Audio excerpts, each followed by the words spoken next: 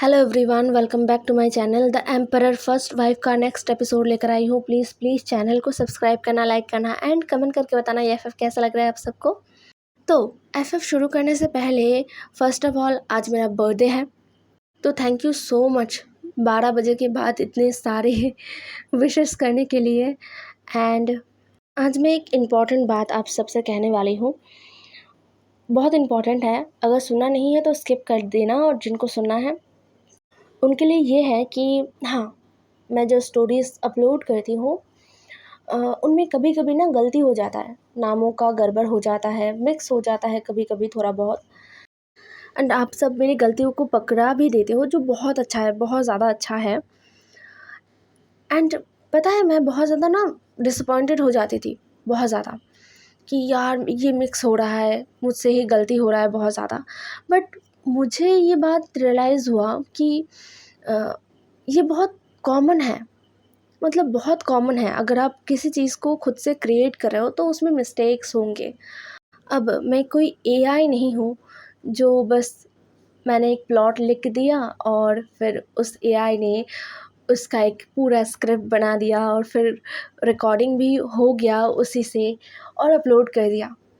अगर ऐसा हुआ तो हाँ, मिस्टेक्स नहीं होंगे, बट वो बहुत ज़्यादा आर्टिफिशियल सुनाएगा। मिस्टेक्स है इसलिए तो ये रियल लगता है कि हाँ, मैंने इसके पीछे समय दिया है, काम किया है बहुत ज़्यादा, और इसमें मिस्टेक्स होते हैं। तो हाँ, आगे भी जब भी मिस्टेक्स होंगे तब आप सब मुझे ज़रूर बताना कि कहाँ पर मिस्टेक्स हो रहा है। मुझे इससे अच्छा लगता है, और शायद मैं दोबारा डीमोटिवेट ना हो मिस्टेक होने के बाद, क्योंकि मिस्टेक्स ये बहुत कॉमन है ज़िंदगी में। जब आप खुद से कुछ क्रिएट करते हो तो मिस्टेक होता है। तो हाँ, इतना ही कहना था, बहुत ज़्यादा बकबक कर लिया है मैंने। चलिए शुरू करते हैं आज का एपिसोड।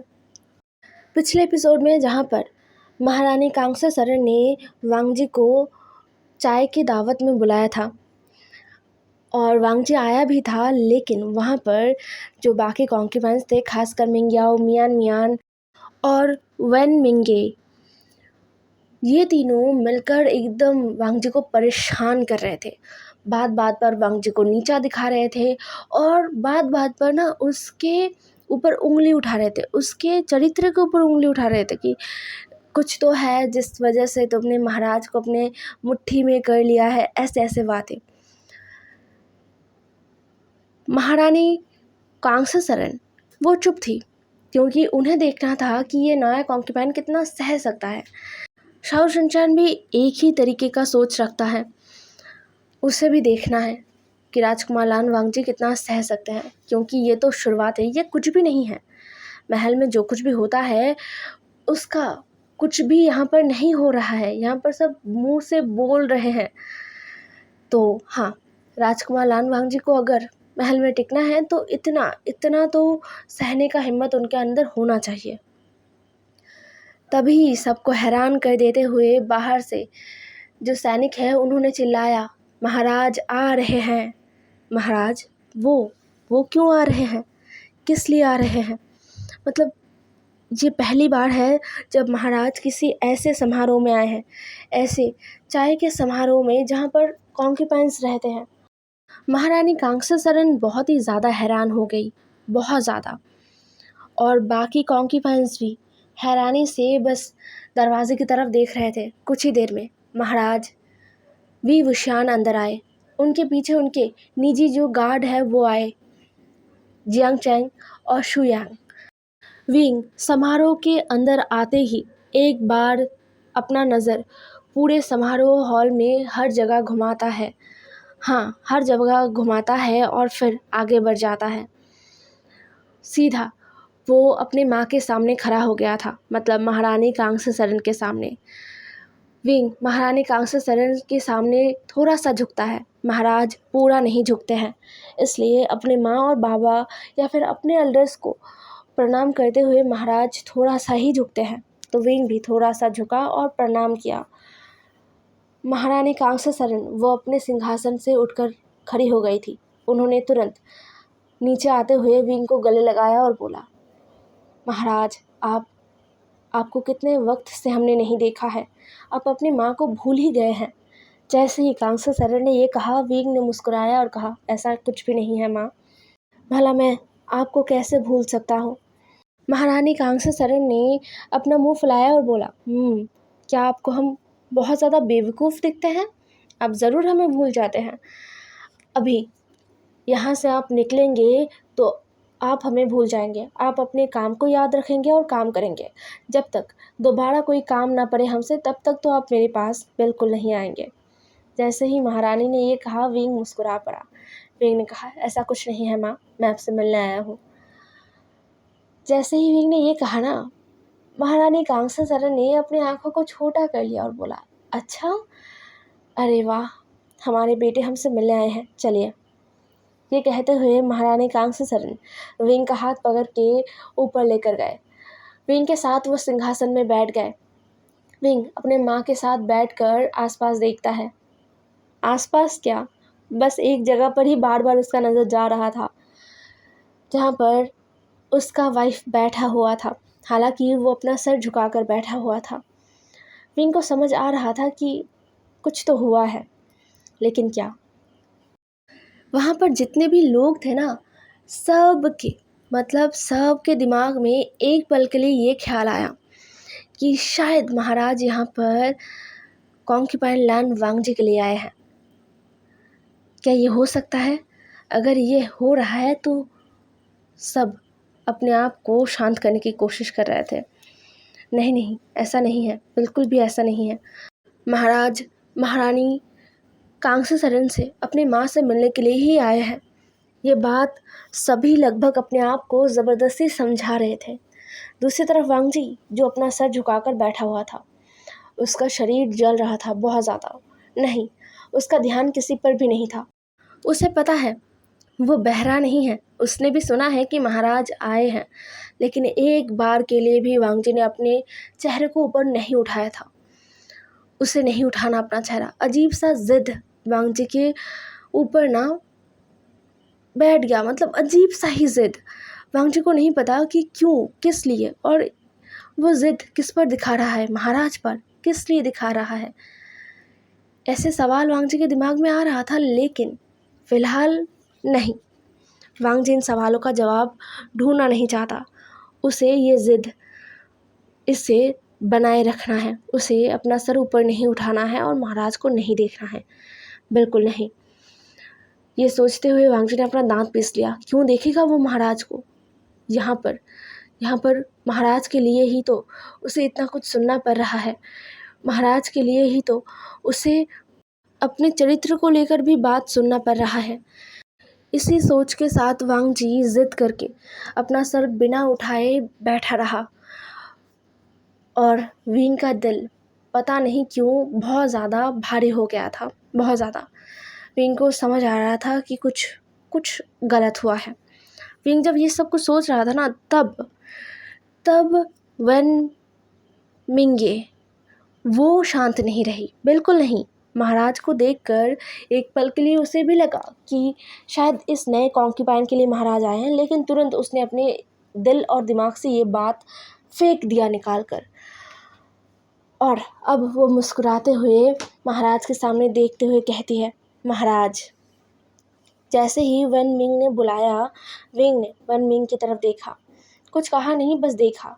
वन मिंग शर्माती है और कहती है, आपसे बहुत दिनों बाद मुलाकात हुआ है। आप मेरे महल में क्यों नहीं जाते? क्या आपको मेरा याद नहीं आता? ये कहते हुए वन मिंग ने अपना मुंह थोड़ा सा उदासी भरा बना लिया था। विंग ने इस बात पर भी कोई जवाब नहीं दिया, बल्कि उसने अपनी आंखों को वन मिंग से हटा लिया था। वन मिंग थोड़ा सा शर्मिंदा होता है, लेकिन ज़्यादा नहीं, क्योंकि उसे कुछ और भी कहना है। अगर वो शर्मिंदा हो रहा है तो यहाँ पर उस नए कॉन्क्यूपाइन को भी शर्मिंदा होना है। ये सोचकर वन मिंग ने मुस्कुराते हुए कहा, वैसे महाराज, आपको पता है, हम सब कॉन्क्यूपाइन लैंड वांगजी से पूछना चाह रहे थे कि ऐसा क्या खास वो करते हैं जिससे महाराज इतना ज़्यादा खुश रहते हैं उनसे। अगर वो हमें बताते तो हमें भी थोड़ा समय मिलता महाराज का, लेकिन लगता है कॉन्क्यूपाइन लान को बताना नहीं है। वो आपका पूरा समय लेना चाहते हैं। ये तो बुरी बात है। अगर वही आपके पूरे समय को ले लेंगे तो हमारे पास क्या बचेगा? ये सोचकर ही मुझे अंदर से बहुत दर्द हो रहा है। मुझे बहुत रोना सा आ रहा है। जैसे ही वन मिंग ने ये कहा, वांग जी ने ना चाहते हुए भी अपनी नज़रों को थोड़ा ऊपर उठाया, लेकिन विंग की तरफ नहीं, वन मिंग की तरफ। और विंग वो बस वन मिंग को देख रहा था, चुपचाप देख रहा था। वन मिंग, जिससे लगता है कि उसने बहुत ज़्यादा बढ़िया मजाक कर लिया और वांग जी को नीचा दिखा दिया, अब उसे शांति मिलेगा। लेकिन तभी कुछ देर चुप्पी के बाद विंग ने कहा, कॉन्क्यूपाइन वन मिंग। जैसे ही विंग ने वन मिंग को बुलाया, वन मिंग तुरंत कहती है, हाँ हाँ महाराज। उसकी आंखों में चमक था, उसके गाल लाल हो रहे थे।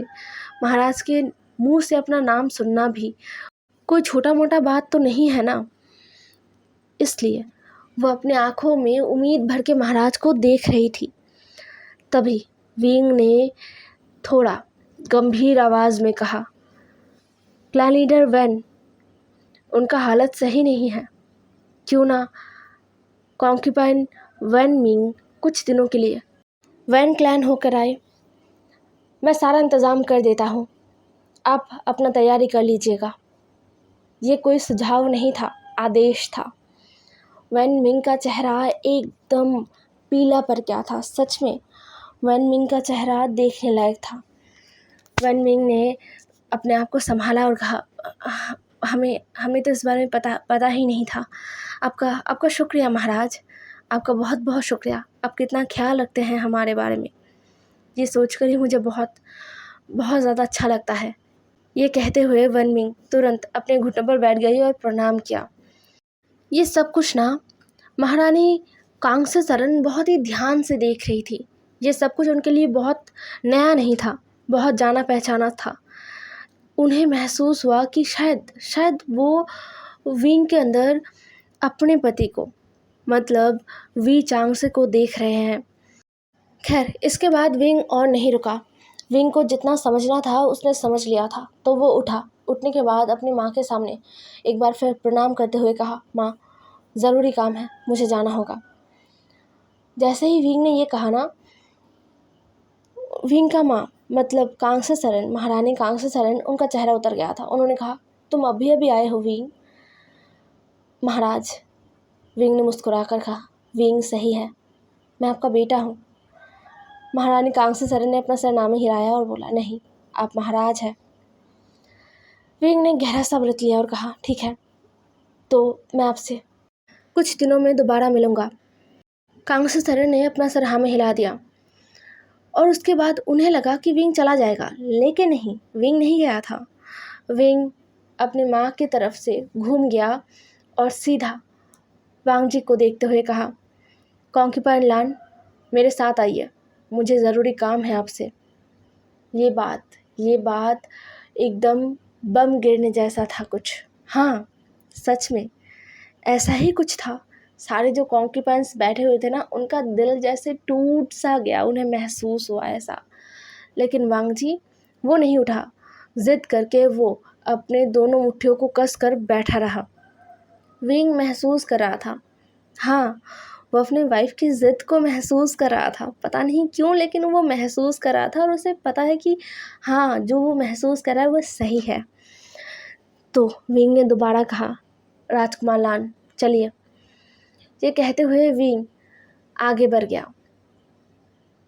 विंग को आगे जाते हुए देखकर वांग जी उठा और उसने एक बार सबकी तरफ देखते हुए प्रणाम किया और फिर महाराज के पीछे चलने लगा।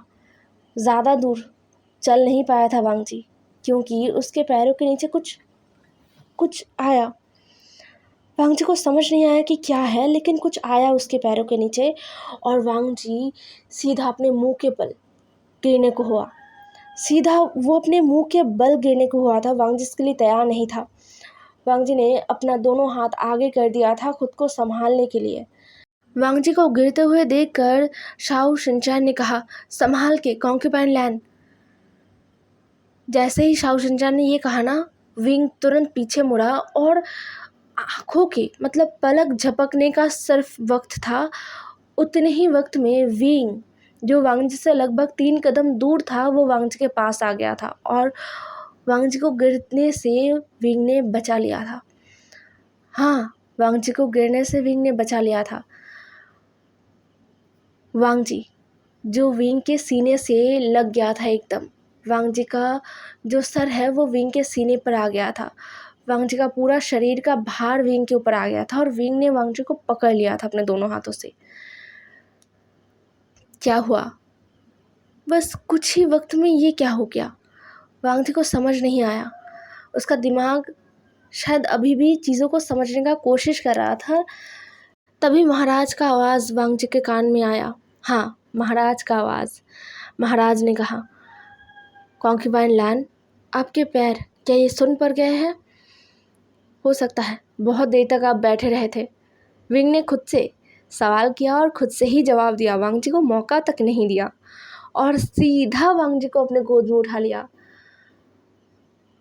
वांगजी को गोद में उठाकर विंग वहाँ से चला गया। पूरा जो हॉल था वो एक अजीब से सन्नाटे में डूब गया था। बहुत अजीब से सन्नाटे में सारे कॉन्क्यूपाइन्स अपना मुंह खुला रखकर देख रहे थे। उन्हें भरोसा नहीं हो रहा था कि उन्होंने अभी क्या देखा। महाराज ने उस नए कॉन्क्यूपाइन को अपने गोद में उठा लिया। क्यों? किस लिए? उस नए कॉन्क्यूपाइन के अंदर ऐसा क्या है? ज़रूर मेंग्याओ ने, कॉन्क्यूपाइन मेंग्याओ ने और कॉन्क्यूपाइन मियान मियान ने एकदम सच कहा है। वो नया कॉन्क्यूपाइन वो ज़रूर कुछ जानता है। उसने महाराज के साथ कुछ किया है। सब आपस में फुसफुसा रहे थे और ये बातें कर रहे थे। दूसरी तरफ हमें मिंग्याओ को दिखाया जाता है जिसने अपने मुट्ठियों के अंदर कुछ भर के रखा था। मियान मियान ने मिंग्याओ को देखा और कहा, ब्रदर। मिंग्याओ ने दांत पीसा और बोला, महाराज ने बचा लिया, वरना वो आज अपने मुंह के बल गिरता। मिंग्याओ की बात को सुनकर मियान मियान ने बहुत गहरा सा व्रत लिया और कहा, शायद आपने ही सही से ये काम नहीं किया, वरना एक इंसान को गिराना उतना भी मुश्किल नहीं है, आपके लिए तो बिल्कुल नहीं। जैसे ही मियान मियान का ताना मिंग्याओ ने सुना ना, मिंग्याओ ने मियान मियान को घूर कर देखा, लेकिन मियान मियान को कोई फ़र्क नहीं पड़ा फ़र्क। भला क्यों पड़ेगा उसे फ़र्क? अगर देखा जाए, हाँ, अगर वी महल की तरफ से देखा जाए, अगर महाराज वी विशान के तरफ से देखा जाए तो मियान मियान और मिंग्याओ वो दोनों एक ही ओहदे में हैं। मतलब उन दोनों का ओहदा एकदम बराबर है। लेकिन नहीं, ऐसा नहीं है। जिन क्लैन में ऐसा नहीं है। मिंग्याओ एक दासी का बेटा है और मियान मियान जिन क्लैन के महारानी का बेटी। तो किसका ज़्यादा रुतबा है? हमेशा से मिंग्याओ की बातों को या फिर मिंग्याओ को अनसुना करना मियान मियान का बहुत पुराना आदत है। उसी तरीके से उसने इस बार भी ऐसा किया। मियान मियान का ये चेहरा देखकर, जिस पर बस मजाक था उसे लेकर, मिंग्याओ को बहुत गुस्सा आया और सारा गुस्सा सिर्फ और सिर्फ लान वांगजी पर ही आके रुका। अगर सारे कॉन्क्यूपाइंस में कोई शांत था तो वो सिर्फ और सिर्फ शाओ शिनचैन अकेला। हाँ, शाओ शिनचैन अकेला ही शांत था। उसके चेहरे को देखकर कोई नहीं कह सकता कि उसके अंदर क्या चल रहा है या फिर वो क्या सोच रहा है। लेकिन शाओ शिनचैन के चेहरे पर कि बहुत प्यारा सा मुस्कुराहट हमेशा रहता है। उसे मुस्कुराहट के साथ वो भी उठकर खड़ा हो गया था और उसने महारानी कांग्सी से प्रणाम किया, क्योंकि उसे जाना है, उसके पास बहुत सारा काम है, तो वो प्रणाम करके वो निकल गया था। अब हमें मिंग्याओ को दिखाया जाता है जो अपना मुट्ठी कस के आगे चल रहा था। उसके पीछे पीछे उसके जो सेविकाएं हैं वो सब चल रहे थे और उसे बहुत ज़्यादा गुस्सा आ रहा था, बहुत ज़्यादा। अभी भी उसके हाथ में वो धागा था, जो धागा मिंग्याओ ने अपने कल्टीवेशन से बनाया था। इस अपने धागे से वो उस कॉन्क्यूपाइन को कैसे नहीं गिरा पाया। ये सोचकर ही मिंग्याओ को बहुत बहुत ज़्यादा गुस्सा आ रहा था। मिंग्याओ ने सही अपने धागे को फेंका था, जिससे कॉन्क्यूपाइन लान वांगजी का पैर एकदम मुड़ गया था। अगर महाराज ना होते तो ही अच्छा होता। लेकिन क्या हर बार जो हम सोचते हो ऐसा होता है? नहीं ना, बिल्कुल नहीं होता। अब हमें वांगजी को दिखाया जाता है, जो बार बार धीरे धीरे कह रहा था, महाराज छोड़िए, मैं चल सकता हूँ महाराज। लेकिन विंग नहीं सुन रहा था। विंग ने कहा, आप ऐसे ही रहिए, आप नहीं चल पाएंगे। मैं समझता हूँ कि बहुत देर तक बैठने की वजह से ही आपका पैर नम पड़ गया है। चिंता मत कीजिए, अभी मैं आपके लिए गर्म पानी मंगवा देता हूँ। विंग वांगजी को लेकर अपने महल गया था फिर से। वांगजी का पारा एकदम हाई हो गया था, ऊपर चला गया था एकदम। वांगजी ने दांत पीसते हुए कहा, महाराज मुझे अपने महल जाना है। विंग ने कहा, कॉन्क्यूपाइन लान, पहले आप अपने पैरों को गर्म पानी में दीजिए, फिर थोड़ी देर बाद आप चले जाना। वांगजी ने धीरे से अपने पैरों को गर्म पानी में दिया। ये ज़्यादा गर्म नहीं है, उसे अच्छा महसूस हुआ। हालांकि उसके पैरों में बिल्कुल भी किसी भी तरीके का कोई परेशानी नहीं है और ना ही उसका पैर सुन पड़ा था। वो तो गिरा था, मिंग्याओ की वजह से गिर रहा था। तो वांगजी को फिर भी अच्छा महसूस हुआ। वांगजी ने अपनी आंखों को बंद कर लिया। विंग वांगजी को देखता है और कहता है, क्या मुझे देर हो गया है? क्या उन्होंने आपको परेशान किया?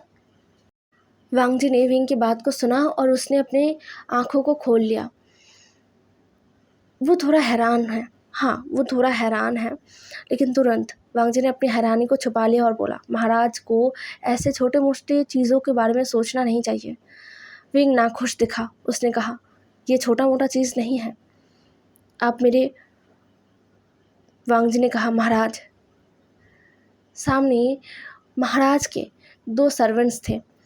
हालांकि वो ऐसे नहीं है कि कुछ भी बोल दे, नहीं ना। महाराज को अगर कोई सर्व करे जो महाराज की सेवा में है, जो लोग वो कितने ज़्यादा भरोसेमंद होते हैं, तब जाके वो महाराज की सेवा में आ सकते हैं। तो यहाँ पर अगर कुछ भी बोला जाएगा तो वो बात बाहर नहीं जाएगा। लेकिन फिर भी वांगजी ने रोक दिया और कहा, महाराज आज जो कुछ भी हुआ है वो कुछ भी नहीं है। महल में अक्सर ऐसे चीज़ें होता रहता है, सिर्फ महल में नहीं, बाकी के घराने में जहाँ पर कॉन्क्यूपाइंस रखे जाते हैं, हर जगह ऐसा ही होता है। तो आपको ज़्यादा परेशान होने का ज़रूरत नहीं है, मैं सब कुछ संभाल लूँगा, बस आप। विंग ने कहा, बस मैं? अगर मुझसे कोई मदद हो सके तो मैं कर दूँगा, आप मुझे बेझिझक बता सकते हैं। बस यही तो सुनना था वांगजी को। वांगजी ने विंग की तरफ देखा और कहा, मुझसे दूर रहिए महाराज। विंग का चेहरा अजीब तरीके से मुड़ गया था। जो सर्वेंट्स खड़े थे ना दूर, उन्होंने ना चाहते हुए भी एक दूसरे की तरफ देखा और तुरंत अपना सर झुका लिया। विंग कुछ देर तक कुछ कह नहीं पाता और उसके बाद विंग ने कहा, अब ये कैसे हो सकता है? मतलब मैं अपने ही कॉन्क्यूपाइन से कैसे दूर रह सकता हूँ?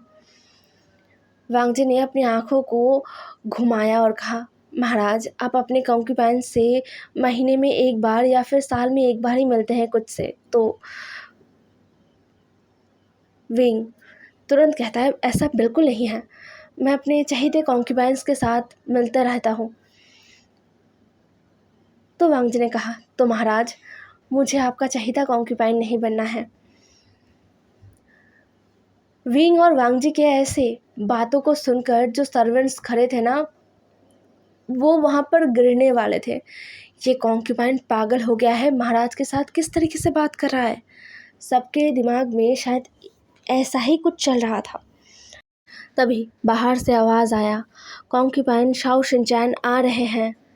जैसे ही आवाज़ आया ना, वांगजी चुप हो गया था और वांगजी के चुप होते ही विंग भी चुप हो गया था। विंग जो थोड़ा सा गुस्से में लग रहा था, मतलब हाँ, उसका वाइफ वो चाहता ही नहीं है कि विंग उसके आसपास रहे। विंग क्यों अपने कॉन्क्यूपाइन, मतलब अगर राजकुमार लान वांगजी विंग को ये मानने से मना करे कि राजकुमार लान वांगजी विंग का वाइफ है, तो ठीक है, विंग उनके सामने ये बात नहीं मानेगा या फिर कोई हक नहीं दिखाएगा, लेकिन वो तो वाइफ है ना।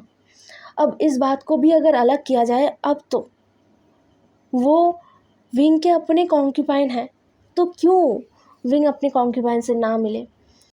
ये सोचते हुए विंग को थोड़ा गुस्सा आया। तब तक शाओ शिनचान आ गए थे। शाओ शिनचान ने प्रणाम किया और बोला, महाराज हमें बात करना चाहिए। महल के कुछ ज़रूरी कागजात जिसे आपको देखना है, और कुछ कागजात ऐसे हैं जिन पर आपका महर चाहिए। विंग ने उठते हुए कहा, हाँ चलो शिन, हम चलते हैं। विंग इस तरीके से जाएगा, वांगजी को सच में इसका बिल्कुल भी भनक नहीं था। वांगजी ने हैरानी से विंग को देखा। विंग आगे बढ़ गया था, वो अपने कमरे के दरवाजे के पास आ गया था, फिर वो वहीं पर रुक गया। विंग से 2 कदम पीछे शाओ शिनचान था, वो भी रुक गया। विंग 1 मिनट तक वहीं पर चुपचाप खड़ा रहता है और फिर जाके अपना सर घुमाते हुए कहता है, कॉन्क्यूपाइन लान, अच्छे से अपने पैरों को गर्म पानी से भिगोने के बाद, थोड़ा आराम करने के बाद ही आप अपने महल में जाइएगा, ये मेरा आदेश है। ये कहते हुए महाराज निकल गए और महाराज के पीछे शाओ शिनचान जाते हुए एक बार वो भी घूमा और वांगजी की आंखों के साथ शाओ शिनचान का आंखें मिला। पता नहीं क्यों वांगजी को थोड़ा बुरा लगा शाओ शिनचान के लिए। क्यों लगा नहीं पता। क्या महाराज का ध्यान वांगजी पर है इसलिए उसे बुरा लगा? क्योंकि शाओ शिनचान तो महाराज के सबसे प्रिय और सबसे करीबी कॉन्क्यूपाइन है। उसकी वजह से, वांगजी की वजह से शाओ शिनचान, कॉन्क्यूपाइन शाओ शिनचान महाराज से दूर हो रहे हैं। ये सब कुछ अचानक वांगजी के दिमाग में आया और वांगजी ने अपना दिमाग झटके से हिलाया और कहा, क्या बकवास कर रहा हूँ मैं, ये ऐसा कुछ भी नहीं है, और वैसे भी महाराज के साथ मेरा शादी हो गया। वांगजी का पागल है, मतलब वो कितनी बार एक बात को दोहराएगा, एक बात को वो एक बार मानेगा और दूसरी बार वो कहेगा कि नहीं ऐसा नहीं है। वो अपने शादी को मान लेता है और फिर तुरंत उससे इनकार कर देता है। अपने आप से ही वो ऐसा कुछ किए जा रहा है और ये बात वांगजी को अभी भी सही से समझ नहीं आया है। वांगजी को नहीं समझ आया है कि वो इस शादी को, वो महाराज के साथ अपनी शादी को मान चुका है, उसका शरीर मान चुका है। हे एवरीवन, आज का एपिसोड यहीं पर ख़त्म होता है। अगला टॉपिक ना बहुत बड़ा है, मतलब अभी अगर मैं उसे शुरू करूं तो आधे में ख़त्म कर दूंगा और आप लोग कहेंगे दीदी गलत टाइम पे रोक दिया, तो यहीं पर रोक देती हूँ। कल बहुत इंटरेस्टिंग और रोमांटिक पार्ट देखने को मिलेगा। तो बाय बाय, कल मिलेंगे एक नए एपिसोड के साथ।